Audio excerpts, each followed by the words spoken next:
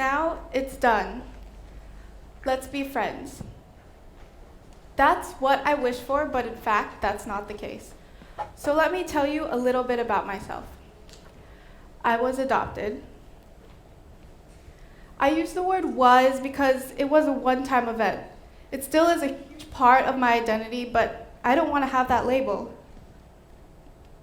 I am part of a family of 3, me, my mom, and nope, not my dad, but my sister, King. There's no dad. As you may have guessed from my t-shirt, I'm Cambodian, but my mom is American and Jewish, so in reality, I can't fit all of that on a t-shirt, can I? When I was a baby, nearly 6 months old, I got picked up at an orphanage in Cambodia by the woman who became my mom. Before I moved to Beijing, I lived in Hong Kong and Philadelphia. I joined the Cambodian classical dance class, I went to dragon boat festivals, and I was able to experience the Cambodian culture without having to move all the way across the world. My mom wanted to give me as many opportunities as possible to connect with my birth culture. However, I do know of some adopted parents who don't want to engage their child with their country of origin. The reason being, they may be scared that the child may leave them for their originated country or find the birth family and, in fact, love them more. In total honesty, I think the idea of that is absurd. Any adopted kid should be able to connect with his or her country of origin. If my mom hadn't had engaged me in the culture, I don't think I'd currently be as keen on learning more about it. So, at the age of 6, my mom and I packed up and moved to Beijing. It was just my mom and I against the world. My identity isn't just Cambodian, though. I had a bat mitzvah. I was a student and a teaching assistant at a Jewish Sunday school, and I still occasionally go to services. And what about the Western side of me? All of my education, including living here in China, has been Western in terms of the styles of teaching and learning. It's very easy here at the Western Academy of Beijing to live in a Western bubble, even though we are in the capital of China. And that's a big part of who I am too. In fact, I'm a girl living outside both of my cultures, my birth and my inherited. At the same age, I started going to this heritage camp for adopted families. In this case, it's adopted families from Cambodia. I was so thrilled that my mom had found this camp because it's far off the best, most amazing few days of my summer. I still go, and I have some of the same friends I had since I was 6. The friends that I make at this camp go through the same struggles and reality that I can easily relate to. We usually have this therapy-like session, at least that's what I call it, because you sit in a circle and talk about yourself. You talk about racism, nationality, identity, who you really are.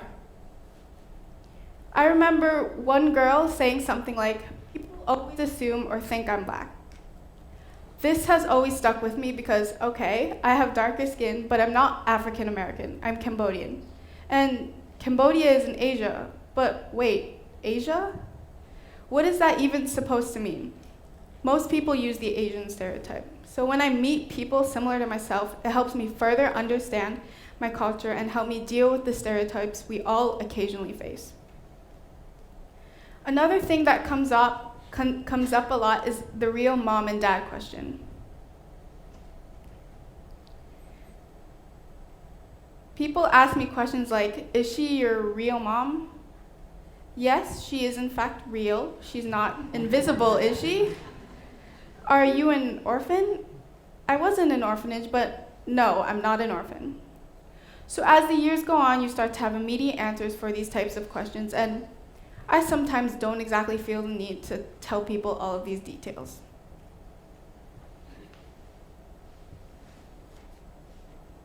At camp, when we discussed real mom and dad, the counselors all told us, your parents are your parents whether or not they're biological.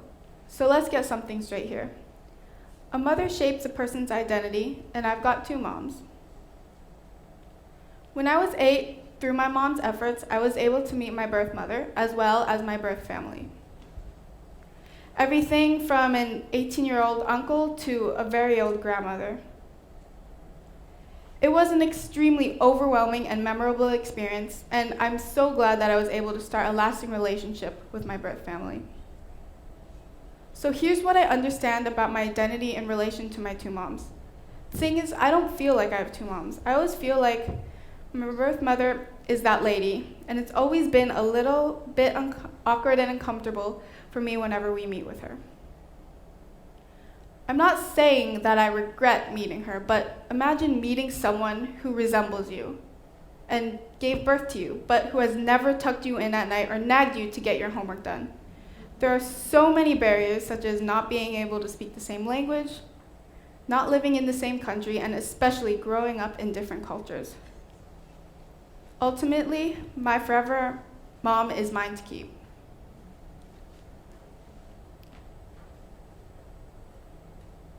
Here's where it gets even more confusing. Do you have any brothers and sisters? If you do, you know that how they can easily shape your identity. And well, my cousin is my sister. Yep, you heard me right. My cousin is my sister.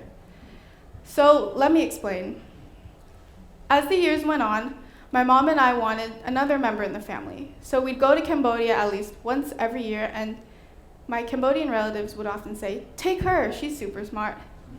That may sound a little bit weird, but they would do anything to allow their child to have a better life. My mom and I would always nod and smile, and we didn't feel the connection, or, not to be cliche, the spark. There was nothing of that sort. Although there was this one girl we noticed who was in many of the family photos. She definitely caught our attention as unique and different, and well, now I have a sister who spent the first 7 years of her life in Cambodia. King, my sister, has gone through so much more than I have, and just like my birth mother, there are barriers between us. She has a closer connection to Cambodia than I have. I mean, I love Cambodia and it's a home for me, but I didn't live part of my childhood in a village off of Phnom Penh. I've been brought up through the Western ways, and it's hard for me to develop that closer connection or relation toward the same things that King has experienced. So, I'm Cambodian. I was adopted and have a single mom.